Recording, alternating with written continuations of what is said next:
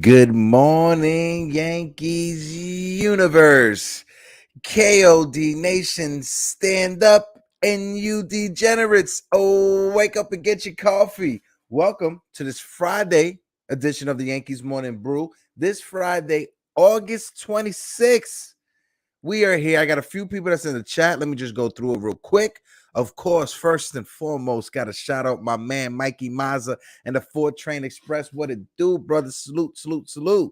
And of course, the young fella Hilal and Backstage Baseball. Hilal, what is up, brother? Good morning. And Yankees fan, favorite Yankees fan, of course. My favorite Yankee fan, your favorite Yankee fan. I've got Michael Caputo. What is good, fella? What is good? And of course, Tom Carter. What is up? Let's see. He asks, are the fellas in the Knights Discord? Don't worry. We're going to get them there. We're going to get them there, Tom, especially Mikey Mazza. Mikey Mazza is definitely somebody that needs to be in the Discord with the Knights. But fellas, good morning. How you do? Did you stay up late last night? Because I know I did. I'm a little tired. I'm not going to lie. I know I did stayed up late last night. But today's episode is going to be an exciting episode. We got a lot of things lined up. First thing out the gate, though, I want to take this time to thank my guy Frankie. Frankie over these past 2 months, say month and a half, 2 months, going on 2 months, he came in clutch. He joined the team, became a co-host with me over this time. We got to send Frankie off properly. Frankie is starting a new chapter in his life, right? He started a new chapter in his life. He's going off to college. So we got to send off our guy properly. Like I said earlier on other episodes before, if you guys go in the description, Frankie's Venmo information is in the description down below. So if you got got $20, $10, whatever you can to send my brother Frankie, our brother Frankie, just to make sure he's good in college as he starts off this new chapter in his life. Yes, sir. Tom is I am Sir. Oh, you're Sir Pizza. Tom, salute. All right, cool. Copy. I recognize your name from the Discord, Mr. Sir P. I should have figured it out because your icon is a pizza with a Knights helmet. So I should have figured it out. My apologies, Tom. But welcome. We will be sending Frankie off properly. We got a few announcements to make too. Upcoming. First and foremost, Michael Caputo. Not sure if you saw it last night. But Michael Caputo, we were both in our guy, the Seminetti Sources live stream last night. September 14th, I believe, is the date that the boy Pete Seminetti is going to come on the Yankees Morning Brew. How you doing? Yes, sir. So September 14th, Pete Seminetti will be coming on. We got a few more announcements to make, but I'm gonna give some time, because today's episode gonna have my brother Jigga Man join me, a Project Jigga episode. If you guys are fans of Dragon Ball Z, like I am, a fusion Jigga Man will be coming on the show. But yeah, the Yankees went to Oakland and we put a spanking on them. It was about time that the Yankees offense finally woke up. It is about time that the Yankees offense finally woke up. And yes, was it against a team that's horrible with the Oakland Athletics? Absolutely. Yes. Am I going to hold on to this and rub it in people's faces? Absolutely. Of course I am. Why wouldn't I? I wouldn't be myself if I did it. Let's see. My man Michael Caputo said it's time to talk Yankees and Nestor. I hope Nestor comes back very quickly. So do I. I think he's going to come back quickly. This is one of those a lot of people have been saying this is one of those phantom ILs, not nothing to be super crazy about, because Nestor Cortez, he is sitting at a 130-ish innings right now for the season. It's the most he's ever pitched during the majors during a season, right? I'm laughing because I'm looking at Jigga Man backstage. I'm just laughing at him. Yeah, but this is the most innings that Nestor Cortez has pitched in his major league career, right? At the same time, you guys got to remember Nestor Cortez, when the baseball season's finished, he's going to Mexico to pitch. He's going to the Caribbean to pitch. He's playing in the off season. Yes, I understand it's not during the major league season. It's not compiling all those innings in a short span of time. I do get that. But Nestor Cortez, he's an athlete. We've seen it, the way that he moves his body on the mound. Your boy's very nimble, and your boy's an athlete. So hopefully this is just something that's just an IL stint, just to give him some extra rest. A couple of starts, skip a start or two, 10-day IL, skip a start or two, maybe 3. Why not? Just to push Nestor back a little bit, just to give him some time, give him a breathing room for the innings. You know, we got to save Nestor for the playoffs. That's all that matters right now. That's all that matters. The Yankees, we won 4 in a row. 4 in a row. I think that's a winning streak. All right, you guys, let's listen up. We won a game yesterday. And if we win one today, that's 2 in a row. We win one tomorrow, that's called a winning streak. You heard it from the great. You heard it from the greatest manager in all of movie history. You heard it. That's a winning streak. So the Yankees have a winning streak right now. Let's keep it going forward. Let's keep it going forward. Last night, Jameson Taillon, he pitched 6 solid innings. Yes, he gave up that mammoth of a home run, that bomb. That probably still hasn't been caught in Oakland, because they only had, I don't even think they had more than 10,000 fans in attendance at the game yesterday. I don't even think they had more than 10,000 fans. I think Frankie texted me last night and said they had maybe 6,000 or so, 7,000 fans in attendance. It's a joke. I don't know the official number on it, but if what Frankie was reporting is official, or what Frankie was reporting is close to true, it's a joke.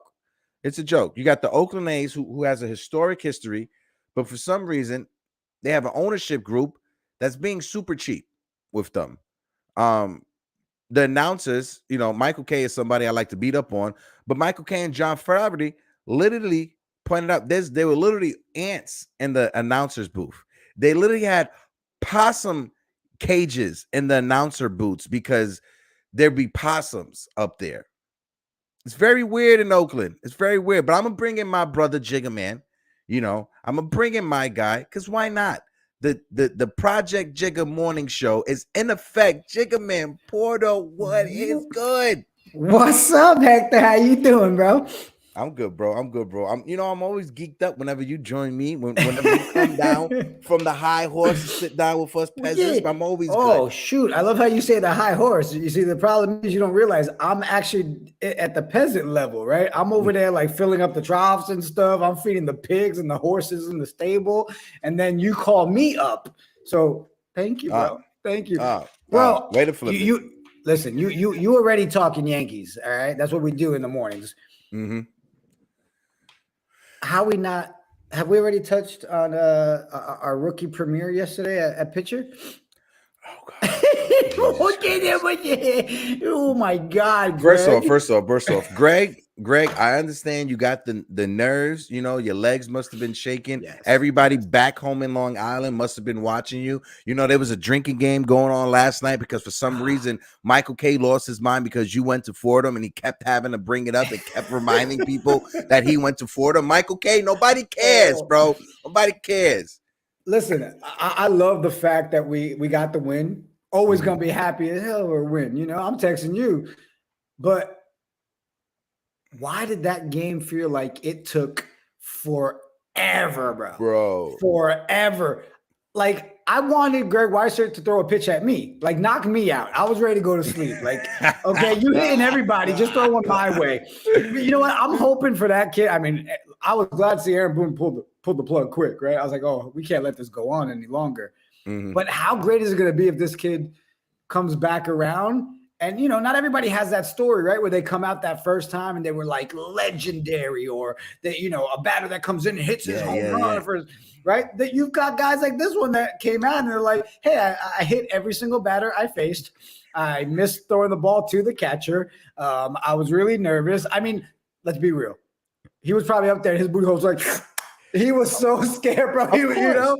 So I'm hoping he's going to have that story that's he comes in and now he strikes out 10 or whatever. But that was a horrible first outing, man. I feel bad for a rookie going through that. Yeah, I feel bad. One thing that I could say that I felt good about, I'm not saying good about, but I could say all right, cool. I could point to that. And I'm like, all right, I could live with that. It's that after his outing and he went to the bench, you saw every one of his teammates. At first, they gave him some time to breathe, but then you seen Domingo Germán being the first one to go over there because Domingo Germán was in Scranton with him.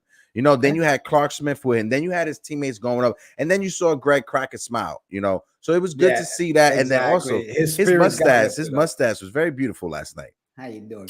Chef's kiss. Beautiful. Chef's kiss. Beautiful. Okay. Like I really questioned everything I was doing this morning. I was like, should I just shave it all off?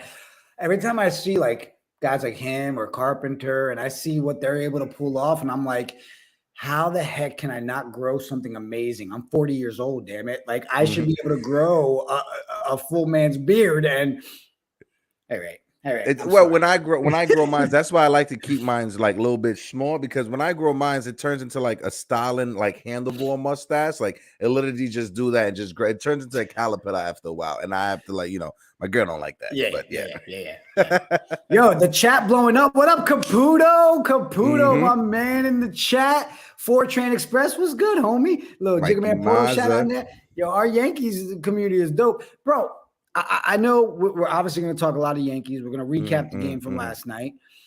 But, you know, we also got to talk about our boy Frankie, right? Yeah. I mean, so we touched on that. I heard you in the top of the show. We got a link at the bottom, right? Yep.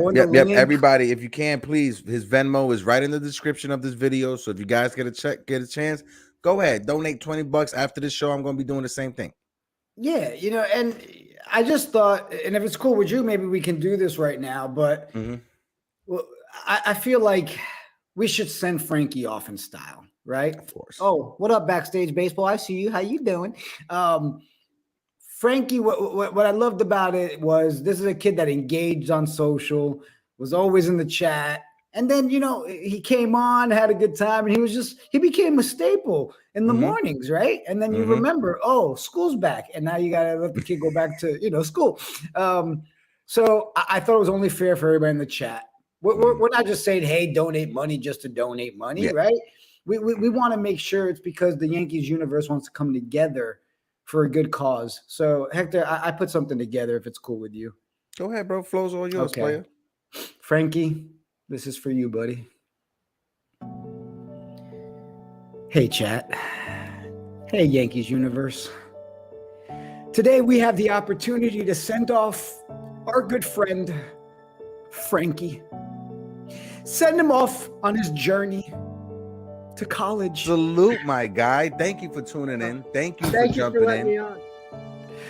Today we have the chance to help a boy start his journey to become a man. By donating money, it's not just for the things that he doesn't need, but the things he really needs in college. A beer funnel, beer, ramen noodles, cologne, so when he doesn't shower for 5 days and has to smell good at school. This is your chance for all of us to come together and support our boy Frankie. It brings me back to that one time where he took that Gallo jersey and he threw it in the trash. He threw it in the trash for us, Yankees universe. Frankie, we wish you nothing but the best, buddy. And you're always welcome here on the Yankees Brew, where you can come by and have a how you doing, where you can come and say what the hell is wrong with the Yankees when they lose, but then the next day talk about how they're the best thing you've ever had in your life. Your mom started you off right by getting you a haircut and getting rid of that mullet. Today, the Yankees Morning Brew and Yankees community comes together to send you off the right way, pal. Thank you, Frankie. Salute.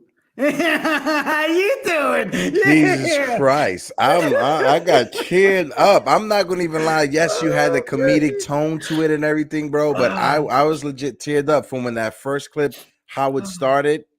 Frankie, bro, appreciate you, my guy. Thank you so much over the summer. Love you, bro. You guys saw the highlights and you saw his stats. Frankie was a dominating pitcher. That's why I hope Frankie continues his journey as For being a real. pitcher, being a left-handed pitcher, being a lefty What I love, specialist. what I loved about his highlights, bro, is when he knew that strike was thrown and he had that swag to the walk-off pitch, right? And then walk. I was like, okay, Frankie, right? Everybody thought he was just a kid that comes on here to talk Yankees. The boy can ball. All right. I'm excited, man. You know, college, I've got my kids all graduating and I'm going through that stuff. I know for you, it's like a proud moment watching him just go off to college, you know, and I'm pretty sure we'll see him pop in here and then we'll have to be those guys that are like, why are you not in class, Frankie? Yeah. Frankie? Check Get to class. class. He's in the chat. Like, all right, Frankie, is it Frankie, trigonometry yet? Go to we class. can't promote you skipping class, pal.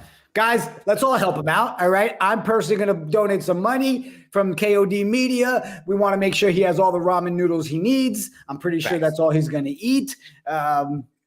Did you break the news yet, bro? Should we drop that? I was waiting for you, bro. I was waiting for you. I told the chat about the Pete Seminetti, the collab that's coming. Shout out to Pete Seminetti and the NYY news team. Like, the guys over there, they've been putting in work for years, and they deserve everything that they have. And then they got their major event coming on in October. I'm trying to head out there with you so we can go tear that up.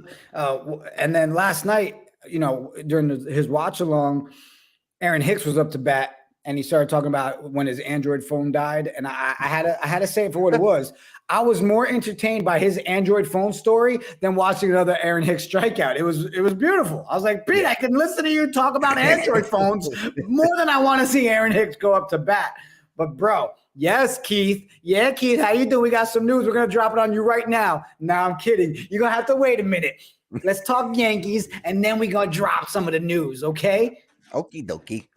All right. So last night's game, right? Yes, it was like a 2-hour game. 2-3 hour game went off to like 2 in the morning. I'm not gonna lie, like I literally was like trying to make the graphics while the show was going on. But I want to start off with the Oakland A's, and also everybody, I juiced up the graphics a little bit just to make them a little bit more pretty. Let me know what you think. Let me know what you think.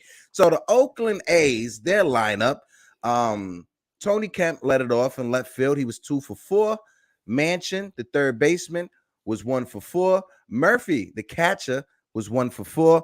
Brown, the cleanup man, was 1 for 4 in right field. Langoliers, the young rookie who had that bomb off of Tyone, he was 3 for 4. That was a bomb, bro. He can turn into be a little stud, man. I mean, he looks solid, and I mean, it's easy to say that when you've got a team that, let's be real, isn't the greatest team, right? Oh yeah. But to see a jolt like that from a young kid, that kid's real promising, man. And nice segue because you said jolt, and at first base they had Volt was at first base. He was 0 for 3. Segue. Right, was at second base 0 for 3, and then another Bolt was in center field 0 for 2. And then they had Nick Allen, the shortstop, 0 for 4. Now, I'm not going to lie. Like, during the broadcast, they said if anybody said that they knew the lineup for the Oakland A's, every player 1 through 9, you definitely need to get hired in the analytics department, because the only players that I know is Kemp, Murphy, and Allen. That's it. Right. That's it. Besides that, I don't know who else is here. But what was your thought on the Oakland A's pathetic ass AAA, quadruple A lineup last night? I mean, it's like you can't really even talk on them, right? And nothing against Oakland. It's just we all know it's a team that's not putting salary towards things. I mean, even Caputo in the chat, it's a dumpster fire of a team right now. Even as an Oakland fan, I mean, they had nobody in the stands, right? We had as usual, more Yankees fans than Oakland fans, right? Yeah. I mean, you've got Aaron Hicks being booed, even in Oakland, like by the fans, like. But bro, he can't escape it, bro. I feel Aaron Hicks, bro. Aaron Hicks just, next year when the FCS does their PGA Tour team, you could be a part of the FCS PGA Tour team, the part of the Knights of Dejan PGA Tour team.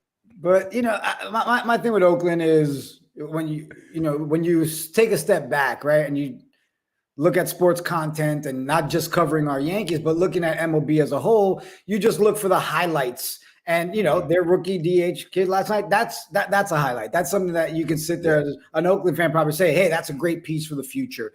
But it's one of those things where I'm not even happy that we gave up 4 runs. You know what I mean? Like there shouldn't even be a question that I'm sitting there looking at Litke like, what is wrong with you? Like, why are we even in a stressful position against Oakland's dumpster fire of a team right now? But yeah, I mean, there's not much to really highlight from those guys. And unfortunately for them, a victory for us. Like, please, we're 4 in a row is 4 in a row, and we should easily take this sweep. There's no question about it. Eric Wallace, salute. I just want to give a shout out real quick to Eric Wallace. Eric is a part of the Seminetti crew. He came through the chat yesterday. Appreciate you for finding us, Eric. Hopefully, I don't want to put no pressure on us, but hopefully you like us, my guy. But thanks for coming on to the chat. Thanks for joining the Knights of Dejan, my man, pots and pans.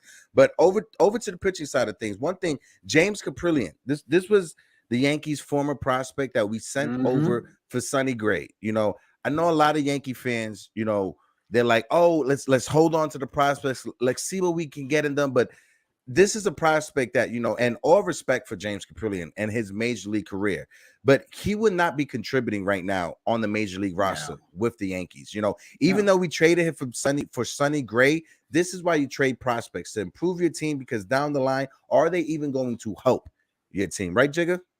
100%, and that's the power of being a Yankee, right? You have these pieces that even if you're decent, doesn't mean you make this roster. We've got monsters on our team, but you look at that, there's no way he'd be an asset for us at all right now. So it's one of those moves, hey, sorry you had to go to Oakland. Sorry you had to go to wish you success over there. But Caprillion, he pitched 2/3 of the inning, 7 hits, 8 runs, 6 walks, and 2 strikeouts. Snead came in right after him. Snead, who I use in MLB The Show, but Snead, he pitched the inning in the 3rd, 5 hits, 2 runs, no walks, and 3 Ks. Ruiz came in afterwards. Ruiz got knocked around a little bit, but in 2 1/3, 6 hit, 3 runs, no walks, 4 strikeouts. Papayamas or Payams.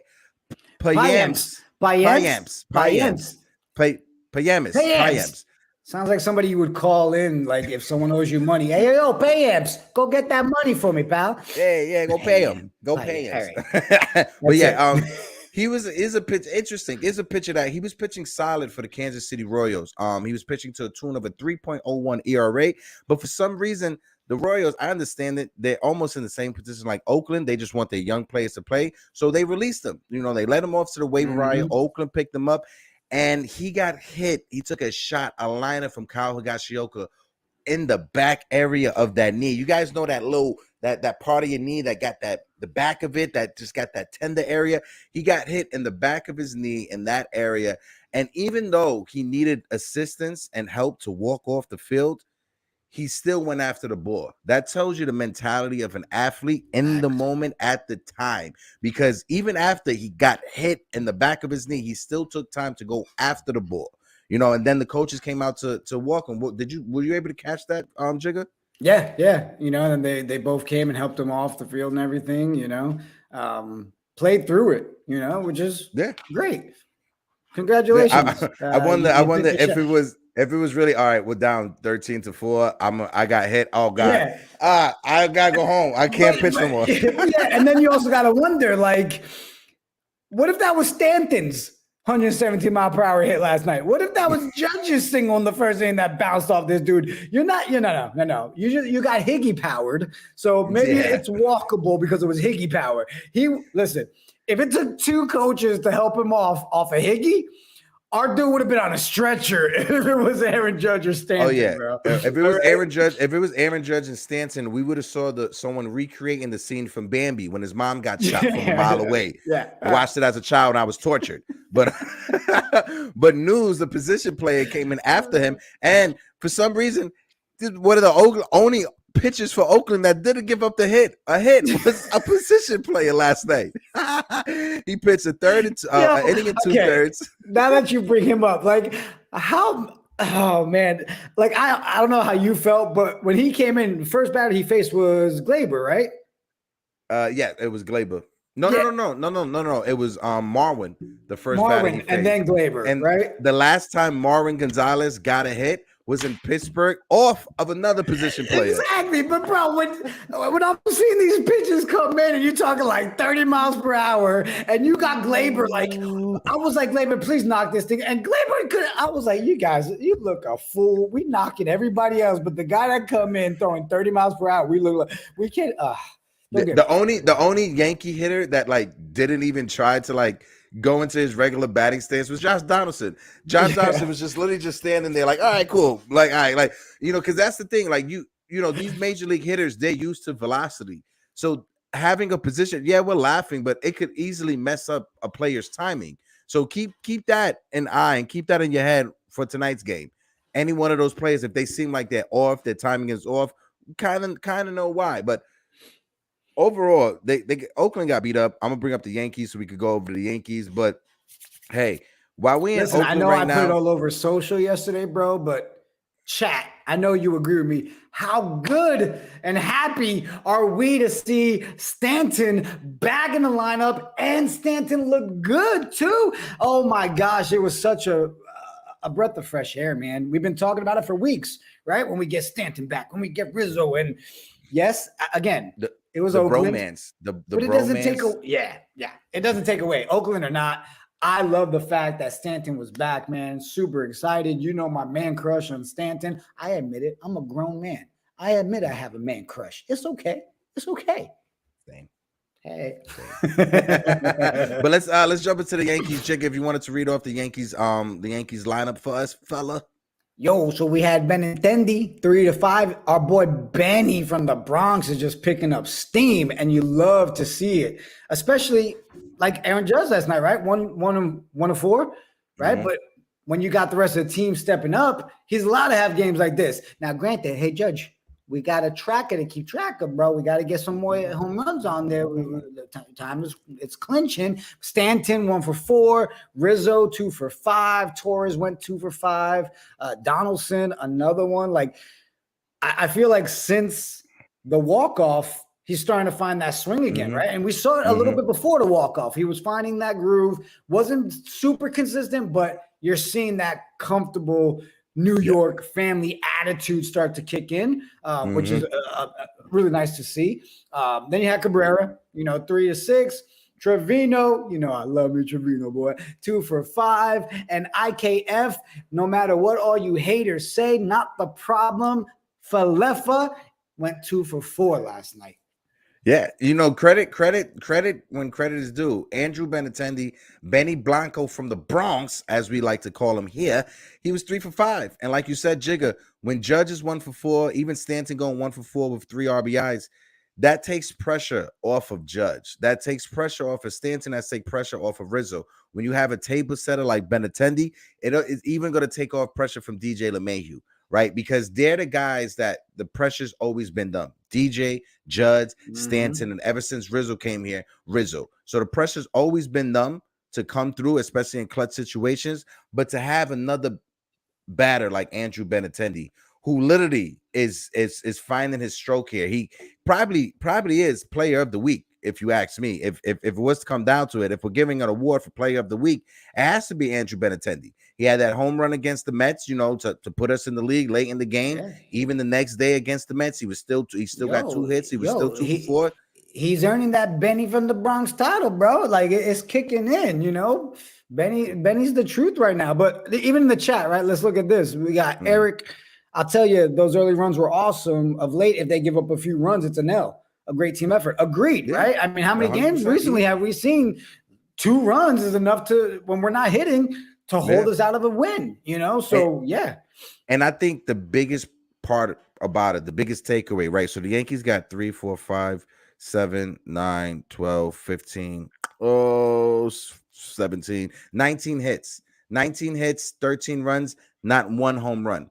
To me, that's more important than anything else. If the Yankees can score 13 runs without relying on the home run, and literally Donaldson opposite field, Torres opposite field, just poking it into right field. I mean, come on, Cabrera. You know what I'm saying? Like he almost had a home run. Did you see that? Oh, you know what? I think someone 4-train. Yes, he has been we've been calling for the youth, right? This is what we've been asking for, and The man stepping up right off the gate. Like, come on. This is why we were begging for it. Yeah, I mean, his glove is dope. And then that hit. Oh my God, how nice would have been, right? If he did pull that 100%, 100%. And the words of Joe Pesci from the greatest movie, one of the greatest movies of all time, My Cousin Vinny, let the youths play. Let the youths play. Did you say Utes? Yeah, the Utes. Let the Utes. Now I gotta go watch My Cousin Vinny. Man. How you doing? Do they got Chinese food?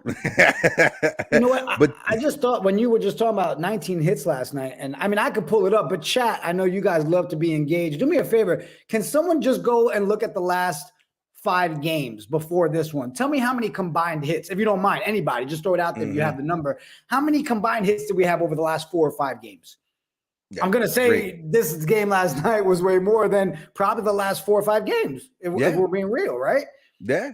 So definitely. To see that contribution from top to bottom, you know, and again, like you said, not a single home run last night.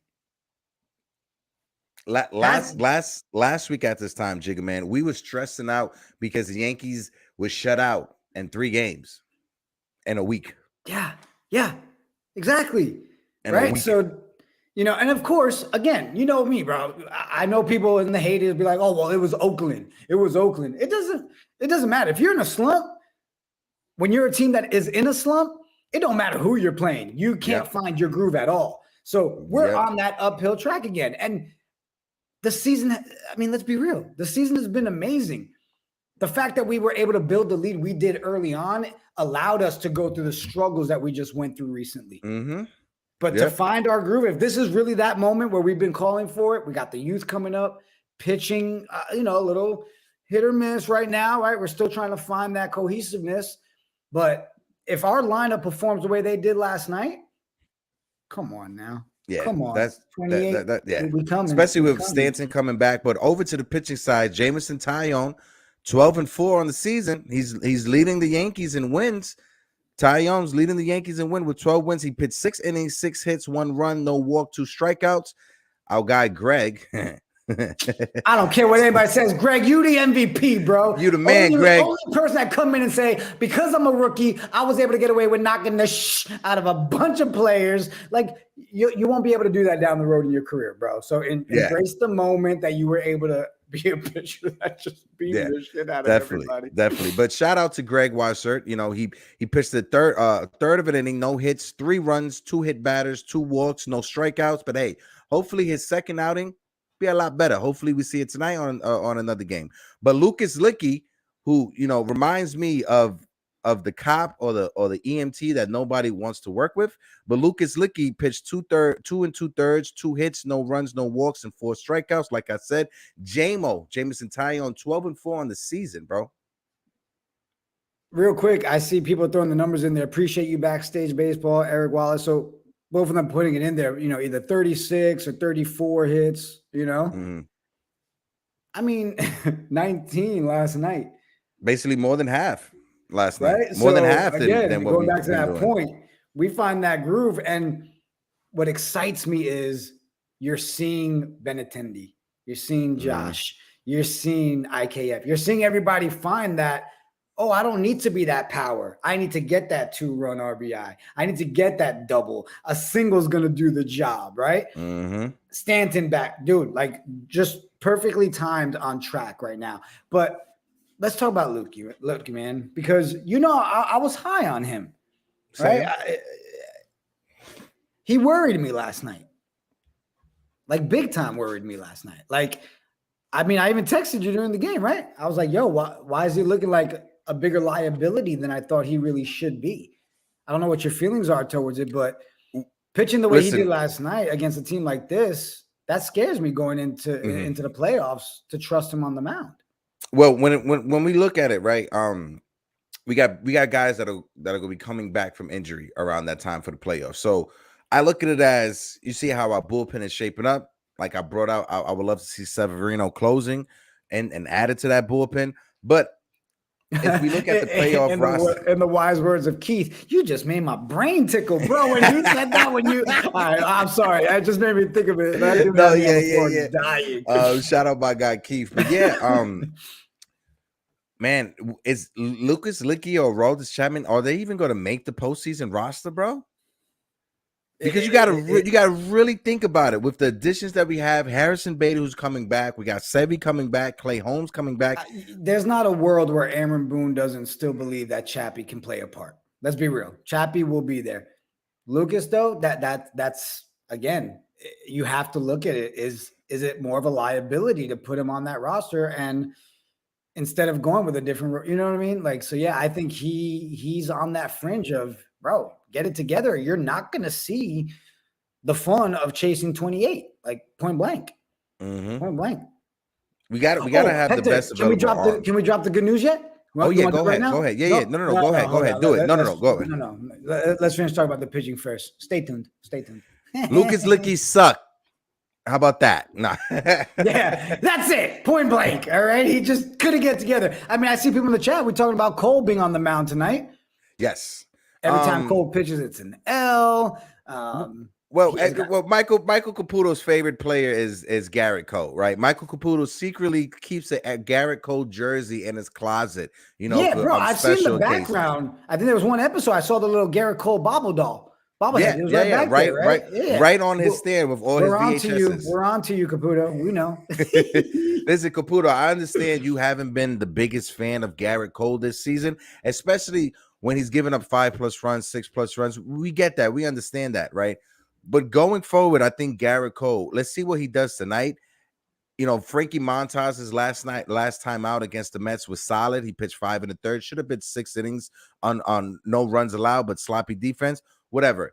Garrett Cole, let's see what we can get from Garrett Cole moving forward. Is he going to be the Garrett Cole that was in Houston? I don't know. I don't think he's ever going to be that type of Garrett Cole during the season. But let's see what we can get out of him, right, Jig? Like, I have faith in him. Yeah, I mean, I'm sorry. It's Garrett Cole. Like, I understand the struggles, you know, but even the games that he has performed, and we give no run support, you know? Like, I don't understand where we became in a world where we don't believe that Garrett Cole's going to give up 1 or 2 long balls and have those 2 or 3 runs put up against him, right? I mean, he can pitch 10, give you those 10, 12 strikeouts, but he's still going to give you 2 long balls. I mean, it happens. So to act like it's Cole is over, we're witnessing the end of Cole. No, we're not. The games that he did perform well, we gave him no support. Yeah. And then the games that he did doo-doo, we call it for what it is. It was freaking doo-doo. It was doo-doo. Right? Do I think Cole goes out there tonight and gives us the W? I do. Come on, it's Oakland. I think the pitching shouldn't be a problem tonight with Cole on the mound. And if our bats stay alive like they did last night and like they have over the last 4 games, Cole gets that W. If anybody in the chat can literally sit there and say, Cole shouldn't be pitching, Cole isn't one of our top, you're crazy. I'll argue that fact right now. Caputo, I know you got a bobblehead doll. Don't even start with me.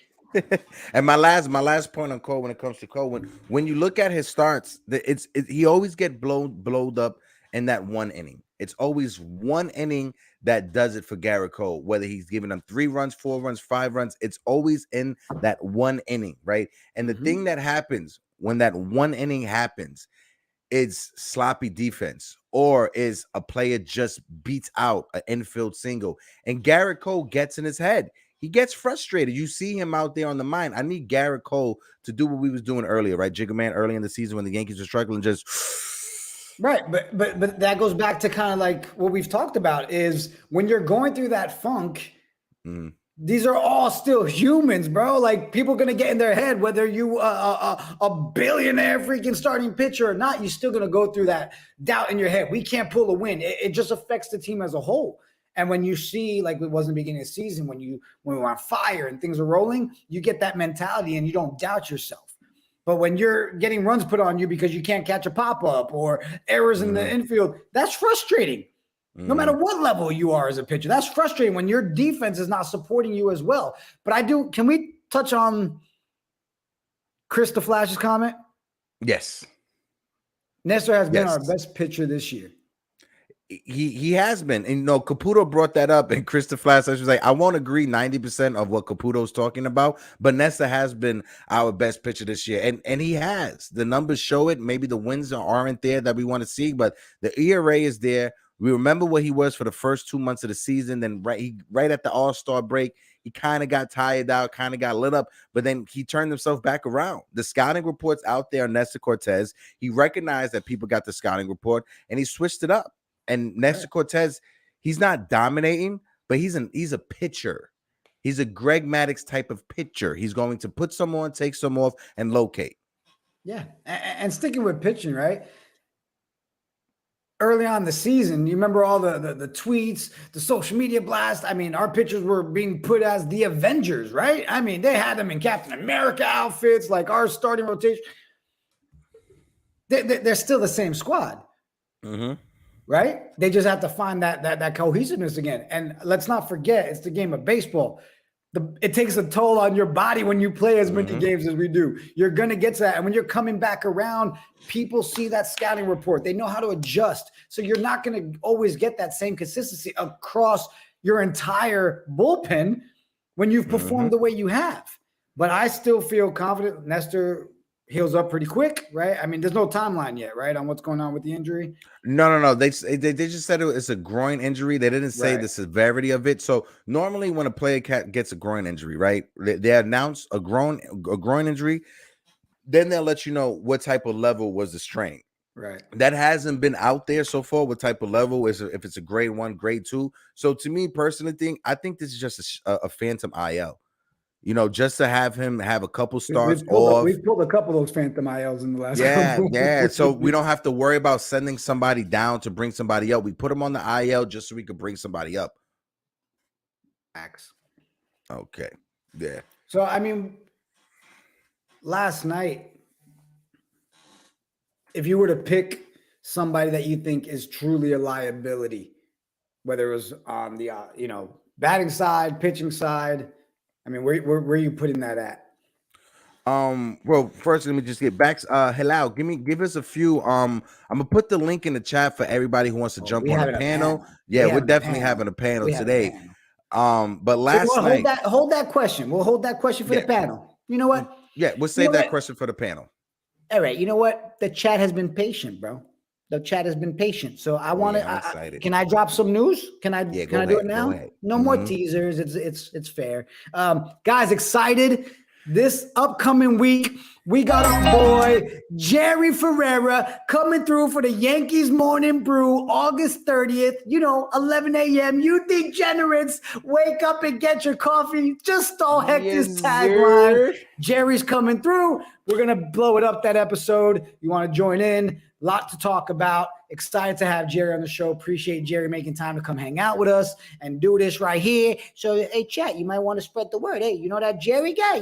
Jerry Ferreira? How you doing? It's going to be dope. August 30th, 11 a.m. You mentioned it, man. We just keep on going. We've got several guests lined up. We had to let y'all know Jerry's coming through again, August 30th. Bro, that's dope, man. We got Jerry coming on. I'm excited. I'm excited for Jerry to be on the show. When you guys are doing the Knicks nights and I was able to join a couple of times, super excited. I'm geeked. I've been a big Jerry fan ever since I was a kid in high school, seeing him on Entourage. I felt very seen. As the chubby kid in school, I felt very seen because of Jerry Ferrara. I felt represented properly on TV. I heard stories, bro, that back in the day you used to tag your tag name was Turtle on the walls. Is that true? Turtle, you're gonna get the high school doesn't know that was me, so I don't want to. I don't want to get a lawsuit. But Jigga Man, I have to thank you and the guys with Nights of DJ for setting this up, bro. And thanks to Jerry for even taking time to come and sit and talk Yanks with us because he's a diehard Yankee fan, diehard Yankee fan. So I just can't wait for it. Yeah, no, of course, man. It isn't like we're doing a favor or anything, right? Jerry knows what's going on with the Yankees Brew. Is a fan of it. Loves talking Yankees, and just felt like this was a good spot for him to come chill one morning. And let's just break it down. Let's do what we do every morning: talk Yankees. Listen to Caputo bug the hell out in the chat. Hear Keith's brain tickle. Let's just do what we do, man. Yeah, exactly. Because every time in the chat, Caputo just throws random stuff out there. Like right now, look, he's like Sandy Alcantara is better than Cole. Shane Bieber is better. Cole is overrated. Caputo, you need a digital and a virtual hug, my guy. Go ahead. Let me hug you. Yeah, but you know what though? Listen, what I think though is I think people think Caputo might be there like actually typing it, right? I think Caputo listens and then he's like, "Hey Siri, Cole is better," and then she types it. Right? Hey Siri. You know, and he just, whatever that moment feels, Caputo just let you know. He's like, bam, I'm going to throw it out there real quick. Yeah, you know what? That makes a lot of sense because I'm like, how is he typing so goddamn fast? It's Siri. He has help from an AI. Heard you. My man Eric says, Caputo, I agree on this point as a Mariners fan. He did have a rough outing on Sunday, though. Yeah, you know, one thing I can say is Gary Cole has been struggling this year. No one is saying that he hasn't. But like I brought up before, when you look at the numbers, CC Sabathia in that first year with us in 2009, he struggled also. He gave up more than 6 runs several times and different starts. Then he was CC in the postseason. Everything was forgotten. You guys got to remember when Gary Cole first came here, the first year against Cleveland in the playoffs, he was dominating. He didn't get the decision, but he was dominating. Last year, he wet the bed. Now let's see what he does this year, right? And on top of it, he's been the most durable pitcher that we've had ever since he's been here. Ever since we've had Garrett Cole in this rotation, he hasn't missed a start. He hasn't been on the IL. But I mean, I'll put the link in the panel. Everybody, if you want to join, you guys know the rules. You guys know the house rules. Let's do this. Come talk to the fellas. I'm ready for some debates. Come talk to the fellas. You know, Hilal jump on, Keith jump on, Caputs jump on. But you guys remember, Mazda as well. You guys remember, let's keep it cordial. You know, if somebody's finishing their point, let them finish their point. At the same time, let's keep it PG as much as we can. You know, let's see, I got my man Keith. Keith, what it do? Salute. What up, Keith? My Mazda. Yo. Got my guy Hilal. Hilal, what up, baby? To meet you, bro. Good, young man. Oh, I think there's a little echo in the background. I think somebody has a YouTube open. If you guys close out the YouTube page. Oh, okay. But yeah, fellas. No, I think you're good, Keith. But fellas, we are here. Hello, I'm gonna start with you. Good morning, sir. How you doing, brother? Good morning. I'm doing good. A little tired from last night, but yeah, we're doing good. How long you sit up to last night? Stayed till the game. Yo, hello, nice to meet you, buddy. Nice to meet you. I gotta tell you, dude. All right, outside of everything you do, which is great, and your interviews, I mean, amazing. What I'm really upset about, though, is how the heck do you have a better, deeper voice than I do at 40 years old? Like, what is going on here? Like, that's just crazy. Man, I appreciate you jumping on, dude. Yeah. Caputo, what it do? Caputo, did you have the bobblehead? I don't have it. No, I have the Aaron Judge bobblehead, actually. You probably saw, yeah. Yeah. All right, fellas. So, Jigga Man, you said let's save the question for the panel. So repeat the question again. Throw it over to Halal, and Halal start us off. All right. The first one I want to do is we can base it off of what we had on the roster last night, or in general, who do you think is the biggest liability right now for our New York Yankees going into the playoffs? Yeah. So for outside of our bullpen, actually. He's actually on the IL right now, but for Clay Holmes, if he can come back and be the closer that he was in the beginning of the season, he was dominant, throwing strikes over and over again. He was absolutely dominant, and if we can have him back, otherwise it's really concerning because we won't have a closer. So I need Clay Holmes to be back in my eyes for the postseason. That's a solid take. Yeah, I mean, it's facts, right? And we could talk about that one between all of us for a second, right? It's like it's a whole different person, right? Like you can't even call him Clay Holmes anymore. It's like Clay didn't come back home, you know? It's like like Clay, please come back, Holmes, you know? He's doing his best Armando Benitez impersonation, if we can say that. Facts, you know? And it's just crazy because we all collectively as a Yankees universe felt like, yo, that's it. We found our closer. Like, and to see him go through this right now, it's kind of like, man, it brings that big question again. Who the heck is going to be our closer if Clay can't get it together? And it's scary. It really is. Yeah. Yeah, for me, when it comes to Clay Holmes, it's just I thought he was overused at the beginning of the season. It felt like if you guys remember back in I think it was 2006 or 2007 when Joe Torre burnt out Scott Proctor and ruined his career for the rest of his career. He was never the same. You know, I'm not saying that's going to happen to Clay Holmes, but I just felt Clay Holmes was overused last year. I mean, at the beginning of the season, the same way our starting rotation was somewhat overused at the beginning of the season, and I understand you want to save guys. You don't want to overextend guys. You don't want to wear guys out, and you want to have them for 162 games. But at the beginning of the year, when you extend the starting pitcher a couple extra innings, it's going to hurt you in the long run. Now you're going to overuse your bullpen for 4 or 5 or 6 innings in September because they can't come all the way through. It's just very disheartening. But like Hilal said, if he could come back strong, I think we have something with Clay Holmes. Yeah. And I will say, I don't even think we need to ask Mazza what his liability is. It might be his cell phone service. Oh, how you doing? You see, look. Mazza, you good, baby? You see? All right. Oh, yeah, that's what that is. We'll bash either Verizon, AT&T, or T-Mobile here shortly. It's all good. Yeah, probably. But Caputo, you heard the question. Same question your way, brother. Well, what's the biggest liability? Is that the question? It's probably Aaron. Besides Garrett Cole, Aaron Hicks, who has to be. He can't be on the playoff roster. No way. He has to be benched the entire. I would bench him the rest of the season if I had to, because he just sucks. He's just that guy's a trash can. I mean, he's killing this team. He can't be in the lineup. Every time he's in the lineup, they lose. He's like bad. That's why we can't wait for Harrison Bader to come back, because if Harrison Bader comes back, I think our problems are solved. Then there's going to be a lot of guys who's going to have their feelings hurt when that postseason roster comes around. And I don't care if somebody's making $10 million, if they aren't contributing, sit their ass down. They sit them down. They can't do anything. I mean, we've talked about the Hicks situation. Mazza, you good now, Mazza? Yeah, I was having some technical difficulties on my end. No problem. But it's go not ahead, your Jigga. fault. Who's your cell phone service with? Yeah.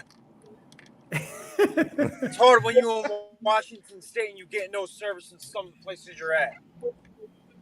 Horrible. Oh, that's why, because you're in the mountains. You're in the mountains in Washington State. But anywho, the question was, Mazza, and I'm gonna throw it over to you real quick. Hopefully your service doesn't bug out. But Mazza, when it comes to this Yankees lineup, right? Whether it's the rotation, the bullpen, or the star, or just this team in general, who is the biggest liability in your eye?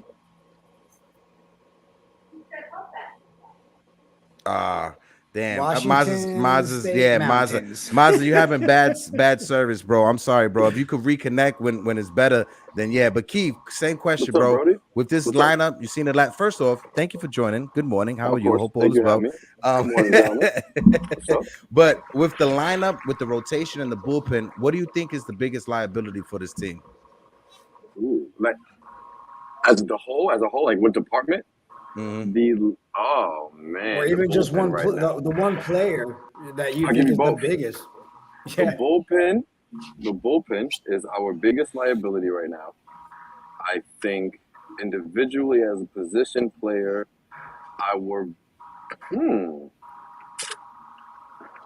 still going with Josh Donaldson, and that's offensively, because defensively he's been great. No, not Josh. The bat's coming around. I don't know, man. I want to say we're on an even hill right now. But if I had to pick one player, it has to be probably IKF or Glaber or Donaldson. Everyone else you're not worried about in September and October. You're not worried about the outfield. You're not worried about catcher. You're not worried about first base, and you're not really worried about the pitching staff, depending on Nestor's health. But and I don't even want to say Donaldson's a liability, man, because the glove's been good, and I feel like he will be at least average in the postseason. I don't expect him to be like a Giancarlo type of postseason player, but I think that the defense is going to carry on, and his offense will be decent. Gleyber Torres is Gleyber Torres.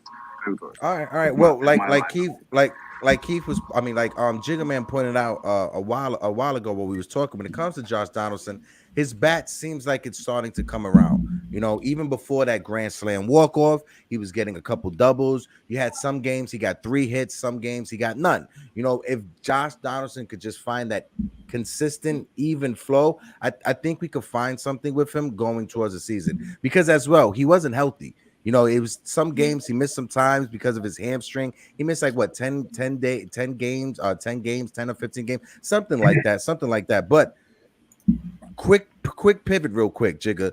Did you see the news that came out? Keith, thank you for sending it to me. But apparently John Heyman reported that at the trade deadline, it was Gleyber Torres, Oswald Peraza for Pablo Lopez, and what's the shortstop that Miguel Rojas. What's your thoughts on that? And let's throw around on the panel. I'm gonna start off with you, Jigga. No. You know, just no. First of all, look, Peraza, right? Are we not all happy with what we're seeing? Are we all not believing that he's a dope piece?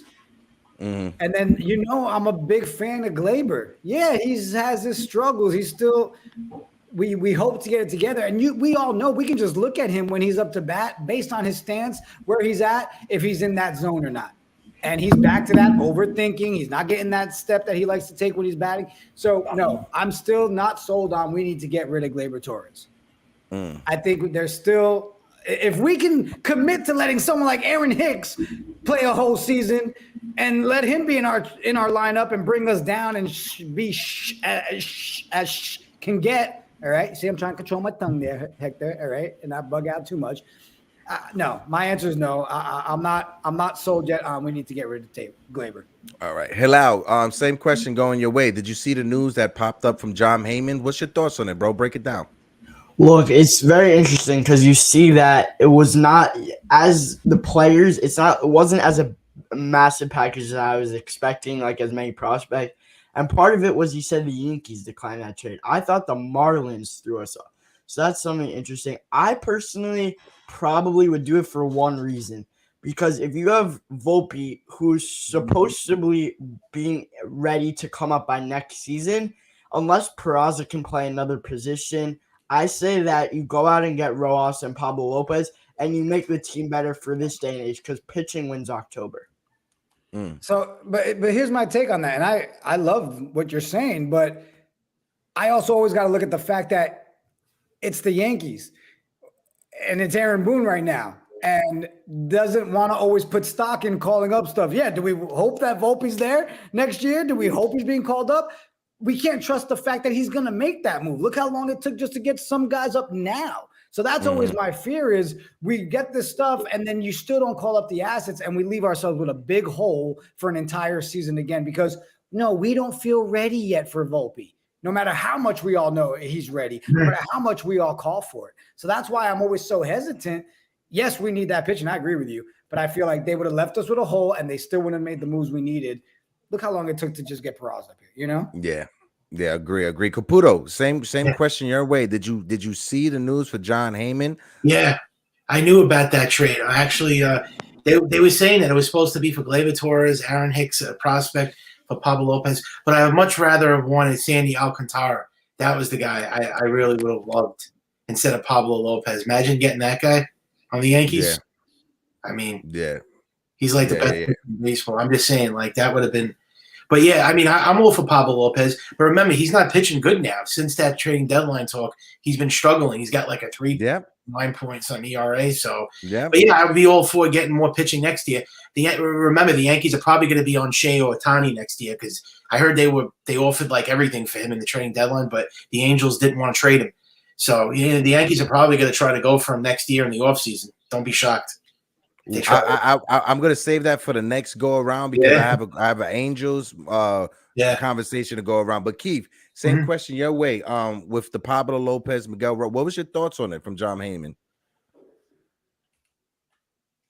Oh, you're muted, Keith. You're muted. There you go. I thought it was a great job of Cashman of declining because, truthfully, like Caputo said, you would have traded for Domingo Germán. Because Pablo Lopez is doing exactly what Domingo Germán is doing. What we would have traded Pablo for, Germán's been giving us. And then you lose Gleyber's bat. I don't think Miguel Rojas is a very good offensive player, So you're just kind of renting him, and you're gonna make him a utility guy because he's a poor man's IKF. He probably has a little bit more power than IKF, but he's not gonna play short when you already have IKF there. We called up Peraza so he can play anywhere in the infield. Volpe's almost ready in a year. So Rojas would have just been floating on our bench, truthfully. So I'm good that Cashman was smart not to pull the trigger on that because, like Caputo said too, if it wasn't for Sandy, it wasn't really worth it. And I think the organization loves Gleyber Torres, dude. Like as a person, genuinely, because they're giving him a lot of chances, and I kind of don't understand why the Marlins would ask for a second baseman when they have Jazz Chisholm at second base. So it confused me of why they were trying to get Gleyber. Where would they have put Gleyber in Miami? I don't know. It was confusing, to be honest. So I'm happy that Cashman declined it because it would have left too many question marks if we did that trade. I feel like personally. Yeah, I see. I see. I got Mazza in the background. Mazza, the reception is real bad, bro. So if you're able to get to a place where the reception is better, then if we're still running, I'll bring you on. But Hector, before the next question, can I just ask Halal a question? Because I agree that it would have been nice to have that guy as a pitcher, right, and bring him over. Forget the offer that was put in front. If you were building that package, what would you have realistically thought would be the best piece or two to send to get him over? So personally, once they made the trade with the A's, I thought it was totally off the boat because there probably would have been guys like Ken Waldichuk and JP Sears in that package because it seems Miami is very good at developing starting pitching in specific. But I honestly probably, when I heard that it was rumored to be going around, I was very confused because I was like, who would be part of that package? And I don't understand why Miami would accept a Gleyber Torres. I get Oswald Peraza is that big guy in that package, but Gleyber Torres has that potential. I wonder if they have a way to fix it. But I wonder, they're very good at developing starting pitching. I wonder why they didn't ask for any of our top starting pitching prospects. Yeah. Oh, great point, Halal. Great point. Great point. And then also with the Gleyber Torres, right? I'm with you with that when it comes to Miami because Gleyber Torres is going to be a free agent in 2.5 years. Is Miami going to re-sign him, offer him like that? That was the biggest concern that I had with the whole Gleyber Torres thing.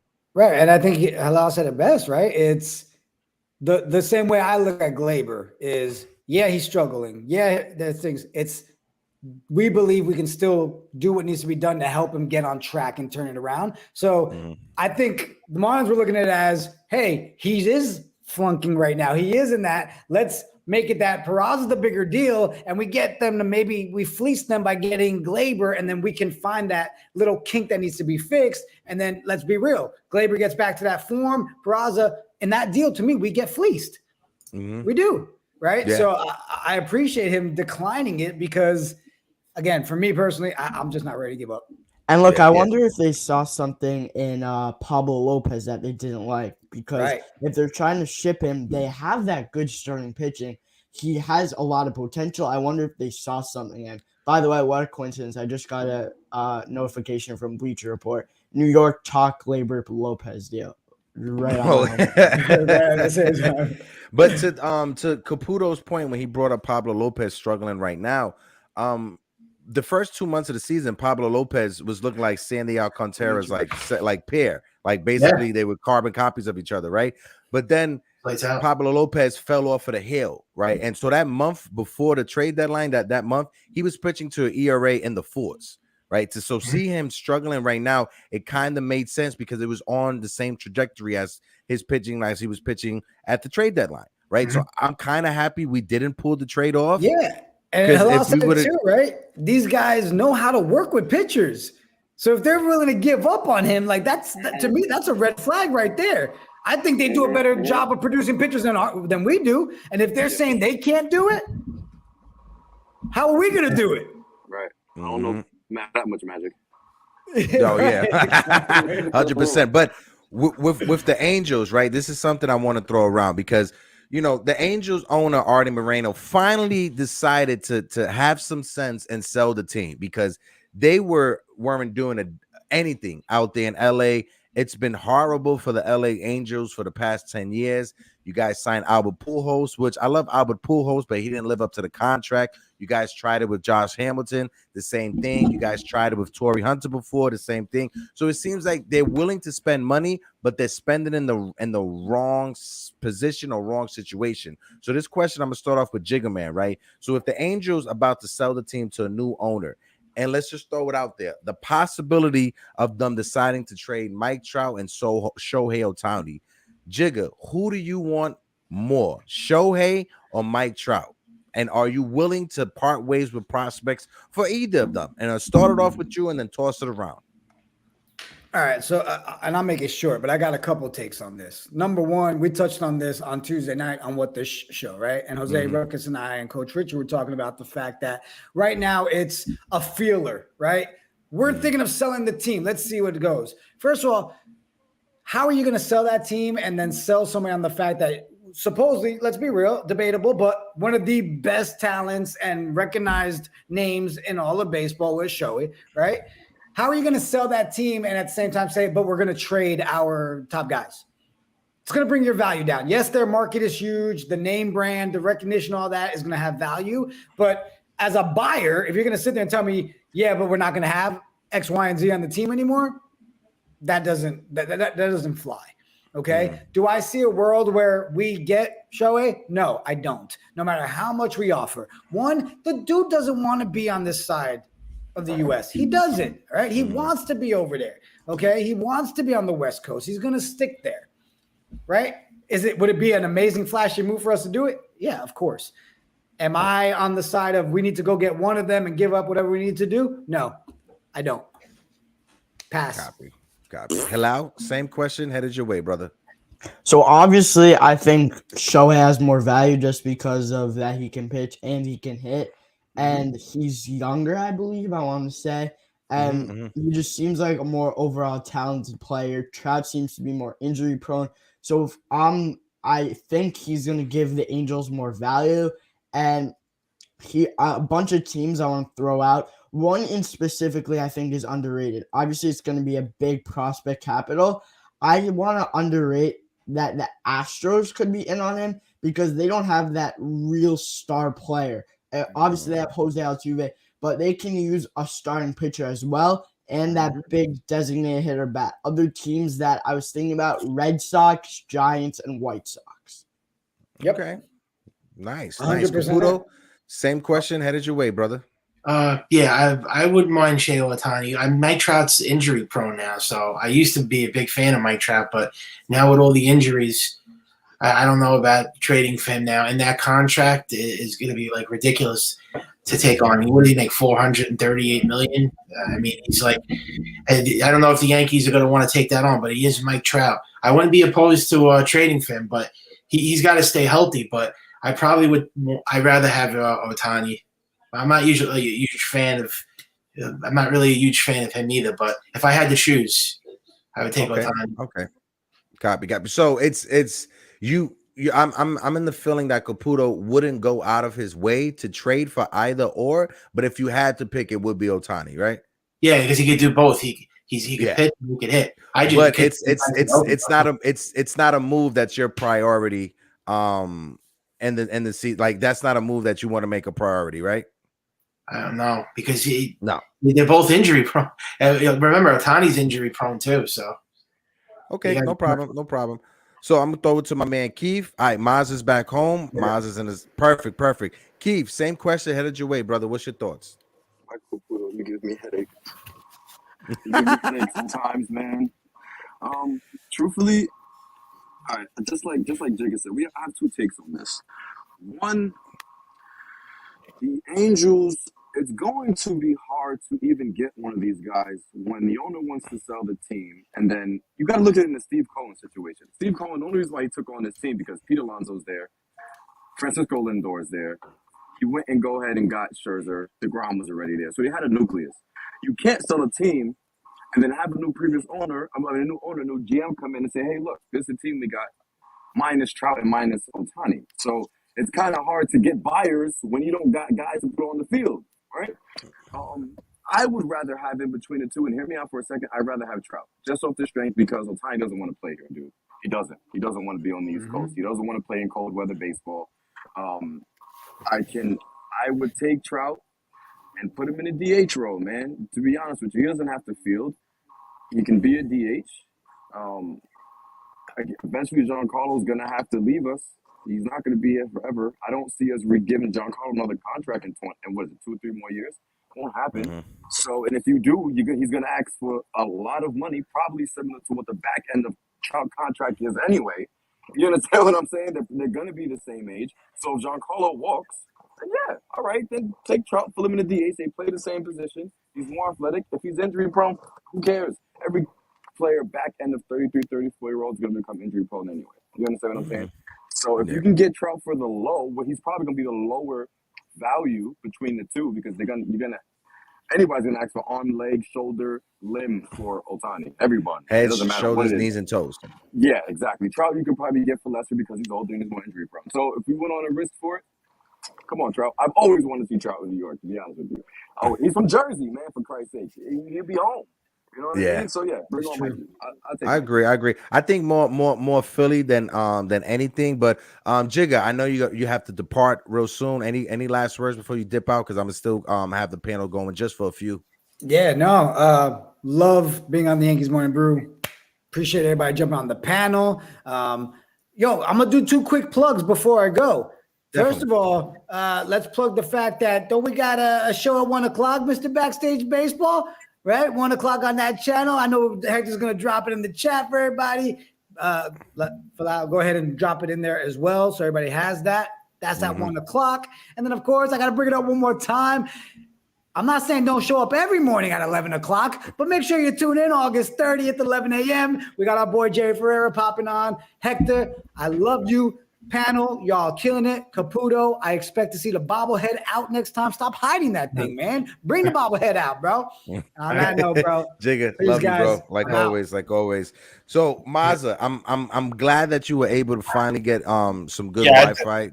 I had to come home and get on my computer. It was starting to get frustrating after. No worries. Listen, don't worry. Listen, technology is what it is. But Mazza, I'm gonna throw the question over to you. So with the news, Artie Moreno getting out fillers for the Angels, possibly selling it. If it came down to it, and the Yankees had an opportunity to get either Mike Trout or Shohei Ohtani, which one of those, if any of them, are you picking? Mazza, go ahead. So I'll answer that, and then I want to go back and answer the questions from before, because I never got a chance to do that, and I'd like to give my thoughts on that. But I would go Trout, just because I'm with Keith on this. If anything, Stanton's not going to stay. There's going to be a point where we're not going to have a Stanton anymore. Stanton's going to be deucing, pulling chalks, leaving, whatever. So Trout can fill that role and be a DH. Plus, I've always wanted to see Trout in a Yankee uniform anyways.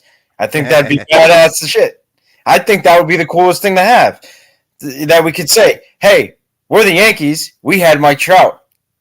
Hey, I agree with you on that. And just if you could just answer one of those questions, just because of time constraints, and we could throw it around some more. Just because I'm going on Backstage Baseball with my guy Hilal. That's at 1 o'clock. Hilal is going to put the link in the chat, to the YouTube link. But I'm going to be on with him at 1 o'clock. So I just got to do some runarounds before 1 o'clock. But Mazza, if you could just answer just one of those questions, and let's just throw it around.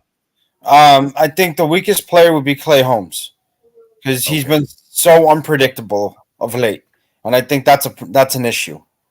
So, okay. Also, I am going live at 4 o'clock New York time today. Yes, make sure you guys tune in also to Mikey Mazza and the 4 Train Express. Mikey Mazza, like always, make sure you put that link in the chat. Even if it's after the video, even after the live, you could come back into the comment section and just always plug your video. Same thing for you, Halal. After the lives is gone, just come right back to the video in the comment section and just plug the link to your video. But fellas, with the Yankees tonight, let's just talk about tonight. We took the first game in Oakland. I understand it's the Oakland A's, right? Halal, I'll start with you. When it comes to Garrett Cole, what do you want from Garrett Cole tonight? Like, what's your expectations? How many innings? How many hits? How many runs? What's your goal that you want to see from Garrett Cole tonight, Halal? I'm expecting him to preserve our bullpen a little because we have a nice stretch of games. Do we have an off day this coming Monday? I'm not sure. Or do we go straight to Anaheim? But even so, we want to rest our bullpen. I know we used Licky and we used Weezer.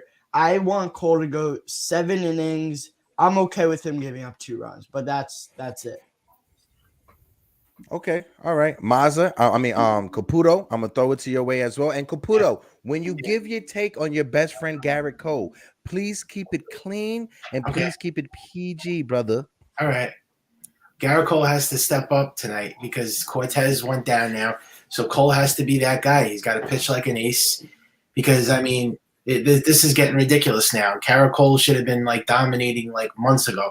I don't know why he's had such a bad year this year. He's struggling this season. I mean, this guy should be pitching to like a 2-point-something ERA. I mean, Cortez, look at Nestor Cortez. That's the way he should be pitching right now. He should be pitching like Verlander or Scherzer or DeGrom. I mean, that's the way Cole should be pitching. But we're getting like basically AJ Burnett or Javier Vasquez right now. And it's just been very, very like subpar.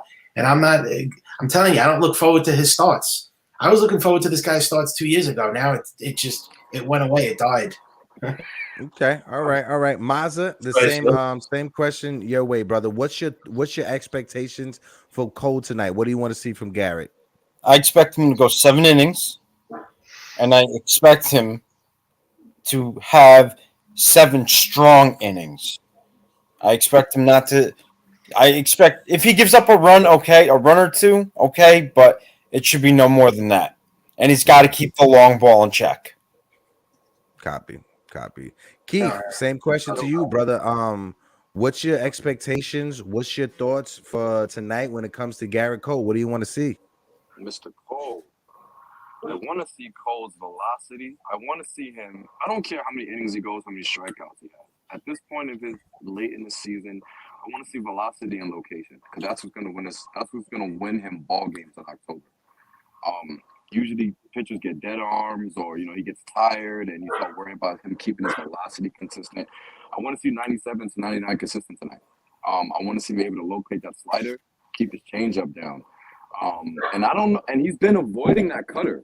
I guess that's what must have been giving up the long ball, but I haven't seen Cole throw that cutter as much as he did early in the season. Yeah. Kind of abandoned it. Keep his velocity and location, man, because we've seen him give up these breaking balls that are just hanging there. Like you're too good for that call.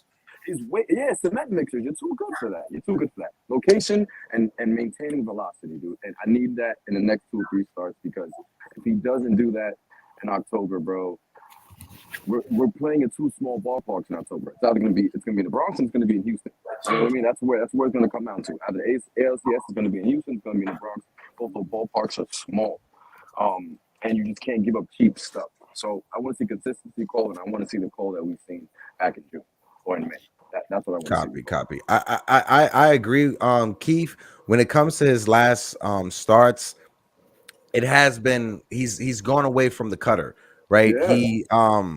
He has to establish his fastball. At the beginning of the year, when he was pitching okay, when his ERA was under 3, he had a 2.50 ERA at one point. It was because of that cutter was looking so good. But then he started struggling when the cutter became flat and he went away from his fastball. So if he could go back to just establishing that fastball, and let's be honest, right?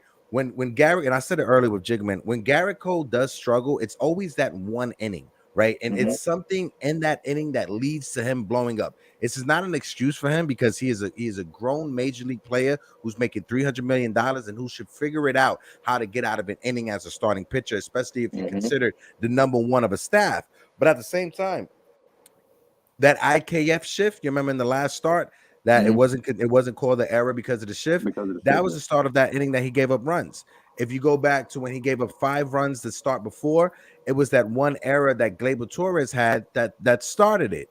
So when you give major league team extra outs, extra opportunities, bad things are going to happen no matter who the starting pitcher is. Look what happened to what we did against Matt Scherzer. We had an extra out. They gave us an extra out. They allowed a runner to get on, and look what happened. Even the best of them get burnt sometimes by that. You cannot expect the major league pitcher to get 4 or 5 or 6 outs every inning.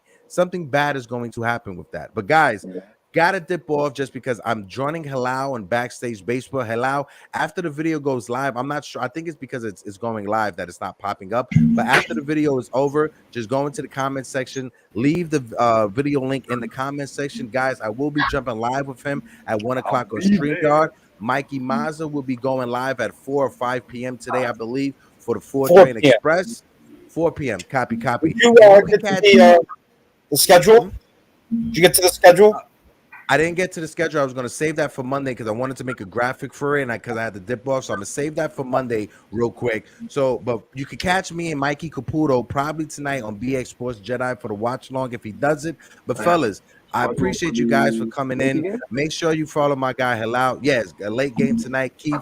I'll see if I can get a link to send it to you to jump on the panel with us if you're free. Copy. Dominate tonight. Yeah. But guys, I'll be down to be on that panel too. Copy. So yeah, make sure you guys like Kev know. I appreciate everybody for jumping on. And one more time, if I can take this time, I want to thank my brother Frankie for taking this summer out, for taking these last few months out, contributing to the channel. Frankie, bro, I'm gonna miss you, my guy. Wish you all the best.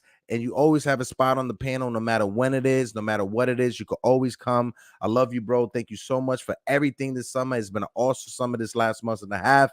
I've had a pleasure talking to you, Frankie. And guys, Frankie's Venmo link is down in the description of this video. So please, if you guys can, donate $20, donate $30, donate $10 if you guys have it. If you don't, I understand it. But if you guys can, let's send our guy Frankie properly off. It's your guy, Project Nerd HQ, host of the Yankees Morning Brew, and I'm signing off. Peace.